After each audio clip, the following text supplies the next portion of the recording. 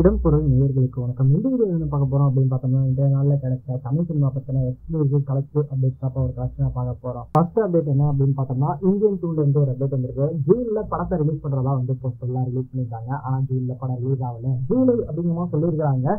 ஜூலைல எப்ப ரிலீஸ் ஆக போகுது அப்படிங்கறத அபிஷியலா வந்து அனௌன்ஸ் பண்ணுவாங்க. இப்படி பார்த்தரலாம் அப்படிங்கிறது. இதுக்கப்புறமா என்ன அப்டேட் அப்படின்னு பார்த்தோம்னா, ஆஹால ஒரு படம் ஓடிடியா ரிலீஸ் ஆக போகுது. ரோமியோ அப்படிங்கிற விஜய் ஆண்டனி படம் எப்ப அப்படின்னு பார்த்தோம்னா மே 10 ரிலீஸ் ஆக போகுது அப்படின்னு சொல்லியிருக்காங்க. இதுக்கடுத்துதான் என்ன அப்டேட் அப்படின்னு பார்த்தோம்னா, ஜூன்ல இந்தியன் 2 ரிலீஸ் ஆகல. அப்பனா அந்த டேட் வந்து யூஸ் பண்ணிப்போம் அப்படிங்கிற மாதிரி சொல்லிட்டு ராயன் டீம் வந்து பிளான் பண்ணி படத்தோட ரிலீஸை ஜூன் 9 ரிலீஸ் பண்ணலாம் அப்படின்னு பிளான் பண்ணியிருக்காங்க. ஸோ வெயிட் பண்ணி பார்க்கலாம்ப்பா, எப்படிப்பட்ட படமா இருக்க போகுது ஜூன் 9 இந்த படம் ராயன் அப்படிங்கிறது. இதுக்கடுத்து என்ன டேட் அப்படின்னு பார்த்தோம்னா, ரீ ரிலீஸ் கல்ச்சர் அப்படிங்கிறது அதிகரிச்சுட்டே இருக்கிற நிலையில அடுத்த ஒரு விஜய் படம் ரீ ரிலீஸ் ஆக போகுது. எந்த படம் அப்படின்னு பார்த்தோம்னா வில்லேஜ். ஜூன் 21 இந்த படம் ரீ ரிலீஸ் பண்ண போறாங்க அப்படிங்கிற சொல்லியிருக்கிறாங்க.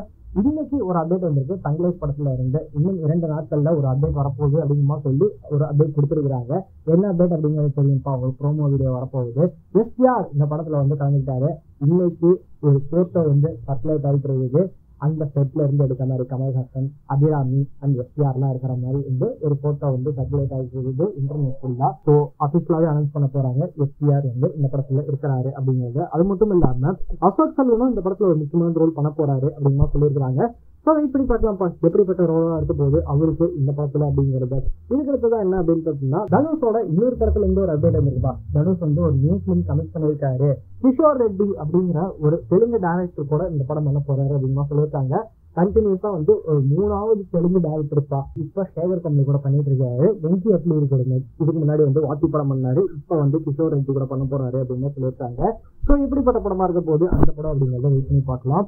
பைசன் அப்படிங்கிற மாதிரி வந்து மாரி செல்வராஜ், குரு விக்ரம் இவங்க 2 பேர் பண்றாங்க. அந்த படத்தோட ஃபர்ஸ்ட் லுக் ரிலீஸ் பண்ணிருக்காங்க. ஃபர்ஸ்ட் லுக் பாக்குறதுக்கு நல்லா இருக்குது. ஒரு கபடி பிளேயர் பத்தின படம் அப்படிங்கிற சொல்லியிருக்காங்க. ஸோ எப்படிப்பட்ட படமா இருக்க போகுது அப்படிங்கிறத வெயிட் பண்ணி பார்த்துடலாம் அப்படிங்கிறது தான்.